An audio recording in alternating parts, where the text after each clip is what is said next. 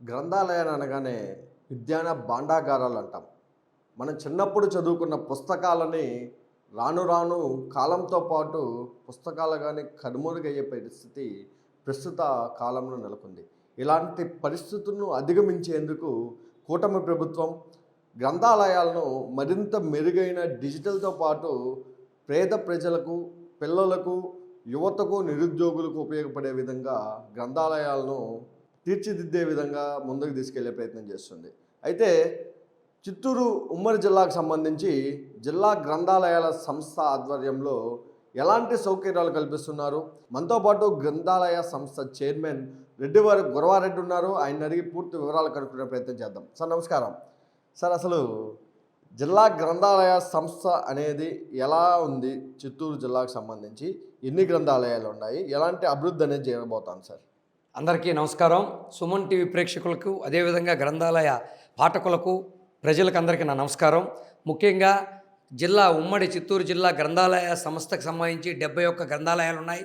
వాటిలో 4 గ్రేడ్ 1 గ్రంథాలయాలు, మరి గ్రేడ్ 2, గ్రేడ్ 3 గ్రంథాలయాలు ఉన్నాయి. ఆ 4లో కూడా చిత్తూరు, శ్రీకాళహస్తి, మదనపల్లి, అదేవిధంగా మన తిరుపతి గ్రంథాలయాలు ఉన్నాయి. మరి ఈరోజు తీసుకుంటే 71 గ్రంథాలయాల్లో కూడా మనకి ఉద్యోగుల కొరత ఉన్నది వాస్తవం. ఎందుకంటే రెగ్యులర్ ఎంప్లాయీస్ సుమారు 116 పైచీలకు ఉండాల్సిన పరిస్థితి ఉంది. మరి మనకి ప్రస్తుతం 35 మందితోనే సంస్థ కొనసాగుతూ ఉంది. మనకంతా కూడా తెలుసు, 1986లో మండల వ్యవస్థ తీసుకొచ్చినటువంటి స్వర్గీయ నందమూరి తారక రామారావు గారు ప్రభుత్వంలో మండల సమాచార విజ్ఞాన కేంద్రాల పేరుతో తీసుకొచ్చి పెద్ద ఎత్తున ఉద్యోగ కల్పన చేసి ప్రతి మండలంలో కూడా గ్రంథాలయాన్ని పెట్టి ఒక ఉద్యోగి నియామకం చేయడం జరిగింది. మరి తదనంతర పరిణామాల్లో గ్రంథాలయాలు నిర్వీర్యానికి గురయ్యాయి. గత 1924 మధ్య వచ్చినటువంటి ప్రభుత్వం అన్ని వ్యవస్థలతో పాటు గ్రంథాలయ వ్యవస్థను కూడా విధ్వంసం చేయడం జరిగింది. దానికి నిదర్శనమే సుమారు ఆ యొక్క 5 సంవత్సరాల కాలంలో దగ్గర 36 కోట్ల రూపాయలు గ్రంథాలయానికి వచ్చేటటువంటి 8% చెస్ ఉమ్మడి జిల్లాలో బకాయిగా నిలబడడం జరిగింది. దాన్ని వారు కాంట్రాక్టులకు వాడుకున్నారు తప్ప గ్రంథాలయాలకి వినియోగించుకోకపోవడం దారుణం.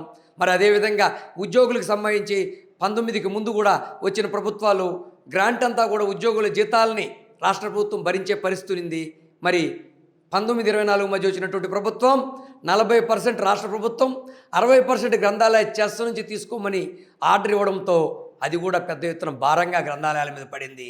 మరి ఈరోజు వచ్చినటువంటి కూటమి ప్రభుత్వం తదనంతరం తీసుకున్నటువంటి నిర్ణయాల్లో భాగంగా ఒక సమిష్టిగా పనిచేస్తూ చంద్రబాబు గారి నాయకత్వంలో ముఖ్యమంత్రిగా విద్యాశాఖ మంత్రి నారా లోకేష్ గారి సారథ్యంలో పవన్ కళ్యాణ్ గారి సహకారంతో మరి ఈరోజు కూటమి ప్రభుత్వం పెద్ద ఎత్తున గ్రంథాలయాలని మెరుగైన వసతులు కల్పిస్తూ, మౌలిక వసతులు కల్పిస్తూ, పాఠకులను ఆకర్షించే విధంగా గ్రంథాలయాలు, సరస్వతీదేవి నిలయాలు, విజ్ఞాన జ్ఞాన భాండాగారాలు అనే విధంగా పనిచేస్తూ కాంపిటేటివ్ ఎగ్జామ్స్కి ప్రిపేర్ అవ్వాల్సిన విద్యార్థులకి అన్ని వసతులు కల్పించాలని ఆలోచనతో ముందుకు పోవడం.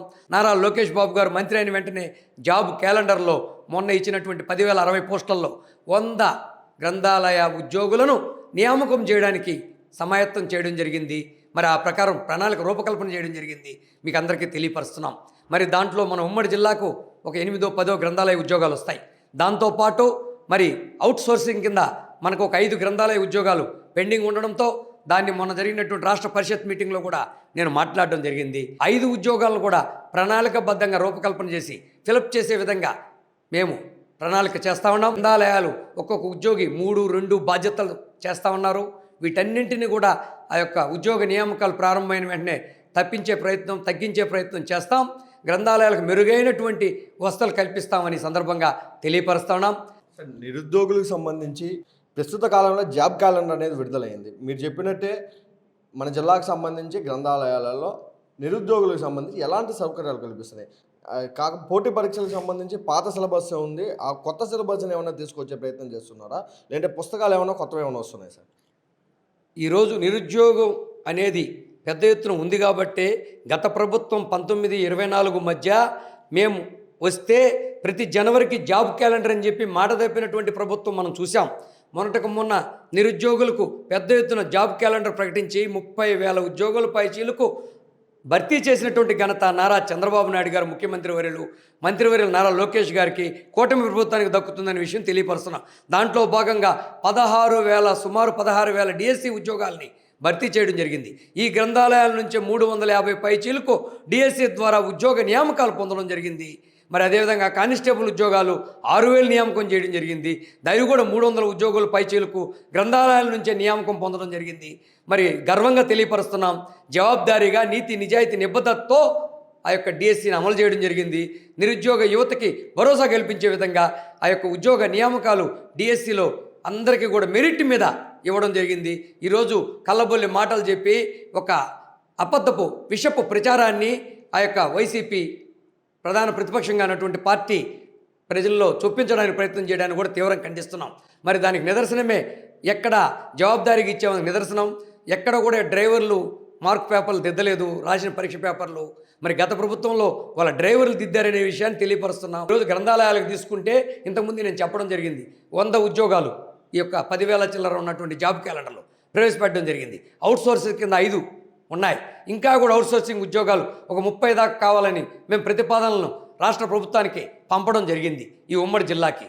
మరి అదేవిధంగా ఎక్కడికక్కడ కాంపిటేటివ్ ఎగ్జామ్స్ పిల్లలు ప్రత్యేకంగా శ్రద్ధ తీసుకొని నేను ఏ గ్రంథాలయానికి సర్ప్రైజ్ ఇచ్చి వెళ్ళినా ఆ యొక్క రీడర్స్తోనూ కాంపిటేటివ్ విద్యార్థులతోనూ మమేకమై వారితో చర్చించి వారికి కావాల్సిన కనీస అవసరాలు తీర్చే విధంగా ఆర్థికేతర ఆర్థిక అంశాలు రెండింటిని కూడా క్రోడీకరించి ఆర్థికేతర అంశాలను ఎక్కడికక్కడ పరిష్కరించడం, ఆర్థిక అంశాలని రాష్ట్ర ప్రభుత్వానికి పంపే విధంగా ఒక ప్రణాళికతో ముందుకు వెళ్తున్నాం. దానికి నిదర్శనమే ఈరోజు కాంపిటేటివ్ ఎగ్జామ్స్ పిల్లలకు పెద్ద ఎత్తున పుస్తకాలు తీసుకురావాలా. గ్రూప్ 1, గ్రూప్ 2, అదేవిధంగా కానిస్టేబుల్ ఎగ్జామ్స్, అదేవిధంగా డిఎస్సి, మిగతా ఉన్నటువంటి అన్ని ఉద్యోగస్తులు కూడా 15 లక్షలతో బడ్జెట్లో ఆన్ డిమాండ్ బుక్స్ ఒక రాష్ట్ర ప్రభుత్వానికి పంపడం జరిగింది. మొన్న జరిగిన గ్రంథాలయ పరిషత్తు సమావేశాల్లో ఆమోదించడం జరిగింది.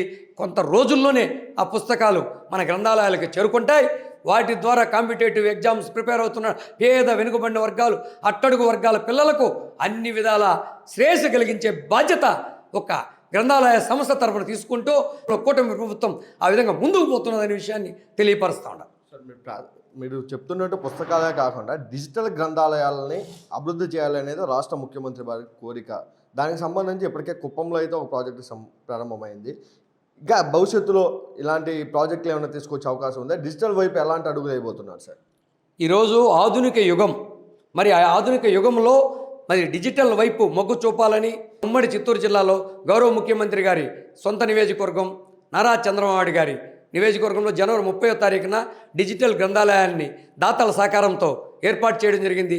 వారే ప్రారంభించి 20 నిమిషాల పాటు అక్కడ విద్యార్థులతోనూ ఉద్యోగులతోనూ రీడర్స్తోనూ మమేకం అవడం జరిగింది. ఆ నిర్ణయంలో భాగంగా కొత్త జిల్లాలు 28 జిల్లాల్లో ఈ డిజిటల్ గ్రంథాలయాల్ని అభివృద్ధి చేయాలా అనే తలంపుతో మరి జిల్లాకు గ్రంథాలయాన్ని వారు ఇవ్వడం జరిగింది.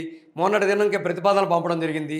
ఆ యొక్క తిరుపతి ప్రథమ శ్రేణి గ్రంథాలయం తిరుపతి జిల్లాకు, మదనపల్లి ప్రథమ శ్రేణి గ్రంథాలయం మదనపల్లికి, మరి చిత్తూరులో మనకి ప్రథమ శ్రేణి గ్రంథాలయం ఉన్నా అక్కడ బాడుగ భవనంలో ఉండడంతో భవనం కూడా విశాలంగా ఉండాలి కాబట్టి గ్రేడ్ 2 గ్రంథాలయంగా పలమనేరు నియోజకవర్గాన్ని ఎంపిక చేయడం జరిగింది. ఈ 3 గ్రంథాలయాలను కూడా అభివృద్ధి చేయాలనే లక్ష్యంతో వాటన్నింటినీ కూడా 35 లక్షల రూపాయలని నిధుల్ని ఇచ్చి అభివృద్ధి చేసే విధంగా డిజిటల్ గ్రంథాలయాల్ని వైపు ప్రజలు మొగ్గు చూపే విధంగా, పాఠకులు మొగ్గు చూపే విధంగా, వాడుకునే విధంగా బాధ్యత తీసుకొని పూర్తి చేస్తామని ఈ సందర్భంగా తెలియపరుస్తూ దశల వారీగా మిగతా కూడా దాతల సహకారంతో, ప్రభుత్వ సహకారంతో డిజిటల్ గ్రంథాలయం మార్చే ఆలోచనలో ప్రభుత్వం అనే విషయాన్ని తెలియపరుస్తున్నాం. సరే, మీ ఇన్ని బాగానే ఉన్నాయి. ప్రాథమికంగా ఎత్తుకుంటే బీడీసీలు కావచ్చు, విలేజ్ గ్రంథాలయాలు కావచ్చు, చాలా వరకు మూతపడిన పరిస్థితి. అక్కడ సిబ్బంది లేరు. ఒకవేళ ఉన్న దగ్గరగానే రిటైర్డ్ ఎంప్లాయీస్ని వాళ్ళు తీసుకున్నారు. అలాంటి వాళ్ళని తీసేసి, లేదంటే వాళ్ళకి ఆల్రెడీ పెన్షన్ వస్తూ ఉంటుంది, అలాంటి వాళ్ళని తీసేసి నిరుద్యోగులకు ఇచ్చే అవకాశం ఏమైనా ఉందా? దీనిపైన మీ గ్రంథాలయ సంస్థకి ఏమన్నా ప్రతిపాదన పెట్టే అవకాశం ఏమైనా ఉందా సార్? ఈరోజు మీరు అడిగిన పాయింట్ గ్రామీణ గ్రంథాలయాలు మూతపడ్డాయని. గ్రామీణ గ్రంథాలయాలు ఎప్పటి నుంచో లేవు, పెద్దగా ఏదో కొన్ని ఉన్నాయి, మూతపడ్డాయి. బీడీసీలు అనేటివి మనకి 160 ప్రతిపాదన ఉన్నా 102 ఓపెన్లో ఉన్నాయి. ఆ 102తో కూడా మీటింగ్ పెట్టడం జరిగింది. కొందరు దగ్గర 72 మంది హాజరవడం జరిగింది. బీడీసీలు బలోపేతం చేయాలని ప్రభుత్వం కంకణబద్ధులై ఉంది. అదేవిధంగా ఈ గ్రంథాలయాల సిబ్బంది కొరతతో ఉన్నటువంటి ఉద్యోగులే 2, 3 చూస్తుండడం వాస్తవం. కూటమి ప్రభుత్వం ప్రత్యేక చొరవ తీసుకొని 100 ఉద్యోగాలని గ్రంథాలయాలు ప్రకటించడం జరిగింది. అదేవిధంగా నిధుల కొరత ఉండడంతో, అదేవిధంగా ప్రభుత్వమే జీతాలు ఇవ్వాల్సిన పరిస్థితి ఉండడంతో గత ప్రభుత్వ విధ్వంసానికి గ్రంథాలయాలు కూడా బలయ్యాయని నిదర్శనమని విషయాన్ని మీకు తెలియపరుస్తూ, మరి అదేవిధంగా బీడీసీలను అభివృద్ధి చేస్తాం. అదేవిధంగా గ్రంథాలయాల్ని ఎక్కడికక్కడ మూతపడకుండా తెరిపించే విధంగా అటు అవుట్ సోర్సింగ్ కాకుండా అటు రెగ్యులర్ ఎంప్లాయ్ కాకుండా ఎక్కడైతే ఇబ్బంది ఉందో దాని మీద ఒక కసరత్తుని రాష్ట్ర చైర్మన్ గారు, డైరెక్టర్ గారు, 13 జిల్లాల చైర్మన్లు, రాష్ట్ర కార్యవర్గం, గ్రంథాలయ పరిషత్తులు చర్చించడం జరిగింది. ఒక మెరుగైనటువంటి ఆలోచనతో వాలంటీర్ల వ్యవస్థ తీసుకొచ్చి వాటిని ఓపెన్ చేసే విధంగా మేము ముందుకు పోవాలనే లక్ష్యంతో ఉన్నాం. అతి త్వరలో ఆ నిర్ణయాన్ని కూడా తీసుకుంటామని తెలియపరుస్తున్నాం. సరే, ఉమ్మడి చిత్తూరు జిల్లాకు సంబంధించి గత ప్రభుత్వ హయాంలో ఉన్న చైర్మన్ వాళ్ళకి సంబంధించి అవినీతి ఆరోపణలు అనేది మీకు ప్రభుత్వం వచ్చిన తర్వాత ఏకంగా మీరే ఆరోపణలు చేసిన పరిస్థితి. అలాంటి వాటిని ఇప్పటిదాకా ఎందుకు చర్యలు తీసుకోవాలి? గత 2 సంవత్సరాలకు ముగుస్తుంది పాలన వచ్చి, ఇంతవరకు ఎందుకు చర్యలు తీసుకోలేదు? అసలు చర్యలు ఉంటాయా లేవా? ఇది జవాబుదారీ ప్రభుత్వం, మన ప్రజాస్వామ్యాన్ని కాపాడేటటువంటి ప్రభుత్వం. ఎవరి మీద కక్ష సాధింపు చర్యలు ఉండవు. తప్పు చేసిన వారు చట్టం ముందు తప్పించుకోలేరు. అదేవిధంగా ఈ ప్రభుత్వంలో అటువంటి పరిస్థితి ఉండదు. తప్పు చేసిన వారి మీద ఖచ్చితంగా చర్యలు ఉంటాయి అనేది తెలియపరుస్తుంది. సార్, అంటే ఉమ్మడి జిల్లాకు సంబంధించి చాలా వరకు అద్దె భవనాల్లో ఉన్నాయి, ఉన్నది కానీ శిథిలావస్థకు చేరుకున్న భవనాలు ఉన్నాయి. అలాంటివి ఎలాంటి మార్పులు చేయబోతున్నారు? దానికి ఎంత బడ్జెట్ కాబోతాం సార్? ఈరోజు ఉమ్మడి జిల్లాలో గ్రంథాలయ సంస్థకు 52 సొంత భవనాలు ఉన్నాయి. అదేవిధంగా అద్దె భవనాలు 5 ఉన్నాయి, ఫ్రీ భవనాలు 14 ఉన్నాయి. వీటన్నింటినీ కూడా మెరుగైన వసతులు కల్పించాల లక్ష్యంతో పనిచేస్తున్నటువంటి కూటమి ప్రభుత్వం DCL సిఆర్ రెడ్డి గ్రంథాలయ భవనం, గతంలో దాన్ని ఎన్టీ రామారావు గారు, చంద్రబాబు నాయుడు గారు ఫౌండేషన్ వేసి ప్రారంభించినటువంటి భవనం. దాన్ని 3,10,00,000 రూపాయలతో భవనం నిర్మాణం పూర్తవుతే దశకు వచ్చింది. మేము వచ్చినాకనే 75 లక్షల రూపాయలు సెకండ్ ఇన్స్టాల్మెంట్ కూడా నిధులు రిలీజ్ చేయడం జరిగింది. అదేవిధంగా శ్రీకాళహస్తి నియోజకవర్గం తొట్టంబేడు గ్రంథాలయం 25 లక్షలతో భవన నిర్మాణం పూర్తయింది. మరి 3 లక్షలు పెండింగ్ పనులు ఉంటే వాటికి 3 లక్షలు శాంక్షన్ చేశాం. అదేవిధంగా వరదయపాలెం 3 లక్షలు శాంక్షన్ చేశాం. అక్కడ కొత్త భవనం పూర్తయింది. చంద్రగిరిలో మనకి బిల్డింగ్కి స్లాబ్ వేయాల్సిన పరిస్థితి ఉంది. దాన్ని కూడా ప్రతిపాదన సిద్ధం చేయమని ఇంజనీరింగ్ అధికారులు ఆదేశించాం. ముత్యాలరెడ్డిపల్లిలో లెవెల్ చేయడం, చుట్టూ ఉన్నటువంటి గేటు ఒకటి పెట్టడం, వీటన్నింటిని తీసుకుని పైన కూడా స్లాబ్ వేయాల్సిన పరిస్థితి ఉంది. దెబ్బతిని ఉన్నది. దాన్ని ప్రతిపాదన సిద్ధం చేయమన్నాం. అదేవిధంగా మన యొక్క కుప్పంలో కూడా సైటు ఇప్పుడు బాడుగ కడాప్ అనే ఒక సంస్థ భవనంలో ఉంది. మరి అక్కడ కూడా శాశ్వత భవనం రూపకల్పన చేస్తున్నాం. అదేవిధంగా మన శ్రీకాళహస్తిలో కూడా కాంపౌండ్ వాల్ వాటన్నింటిని కూడా ప్రతిపాదనలు సిద్ధం చేశాం 5 లక్షల నిధులతో. మరి ఎక్కడ కూడా జవాబుదారీగా పనిచేసేటటువంటి ప్రభుత్వం, మౌలిక వసతులు కల్పించే ప్రభుత్వం. పెద్ద ఎత్తున ప్రజలకు, పాఠకులకు, నిరుద్యోగ యువతకు అందరూ కూడా పుస్తక పఠనం వైపు మొగ్గు చూపి, లైబ్రరీల వైపు మొగ్గు చూపి, విద్యార్థి దశ నుంచి అలవాటు చేసుకొని తమ జ్ఞానాన్ని పెంపొందించుకోవాలని కోరుకుంటున్నాం. మరి మీకు తెలుసు, గతంలో ఉన్నటువంటి ప్రభుత్వం బకాయిలు పెద్ద ఎత్తున 36 కోట్లు ఒక్క తిరుపతి మున్సిపాలిటీ నుంచే బకాయి పెట్టడం జరిగింది. మరి ఈ రోజుకి అది 23 కోట్లు పెండింగ్లో ఉంది. కూటమి ప్రభుత్వం వచ్చిన గౌరవ అనగాని సత్యప్రసాద్ గారు మంత్రిగా ఉండి ఇన్ఛార్జి మంత్రిగా 8 కోట్ల రూపాయలు ఇవ్వడం జరిగింది. మరి నిన్న కూడా తిరుపతి మున్సిపాలిటీ నుంచి మనకు ఒక 47 లక్షల రూపాయలు నిధులు జమ అయ్యాయి. చిత్తూరు మున్సిపాలిటీ నుంచి 50 లక్షలు జమ అయ్యాయి. దీని మీద గతంలో నేను చైర్మన్ అయినాక కూడా గౌరవ కలెక్టర్ తిరుపతి, కలెక్టర్ చిత్తూరు వారిని కలిసి విజ్ఞాపన పత్రం అందించడం జరిగింది. గౌరవ ముఖ్యమంత్రి నారా చంద్రబాబు గారి దృష్టికి తీసుకువెళ్ళడం జరిగింది మొన్న ఒక 10 రోజుల నాడు. అదేవిధంగా గౌరవ మున్సిపల్ శాఖ మంత్రి నారాయణ గారి దృష్టికి తీసుకోవడం జరిగింది. పెద్ద ఎత్తున నిధులు కూడా జమ అవుతూ ఉన్నాయి. ఇవన్నీ నిధులు మొత్తం కూడా తీసుకుంటే 33 కోట్ల పైచీలకు ఉమ్మడి చిత్తూరు జిల్లాలో పెండింగ్ బకాయిలు ఉన్నాయి. వీటన్నింటినీ వసూలు చేసే విధంగా గట్టిగా కృషి చేస్తున్నాం. దాంట్లో భాగంగా తిరుపతి 23 కోట్లు, చిత్తూరు 5 కోట్ల చిల్లర, కాళహస్తి 2 కోట్లు, అదేవిధంగా మిగతా DPO అంటే పంచాయతీరాజ్ నుంచి 3.5 కోట్లు రావాల్సిన అవసరం ఉంది. వీటన్నింటిని వసూలు చేస్తాం. Thank you sir.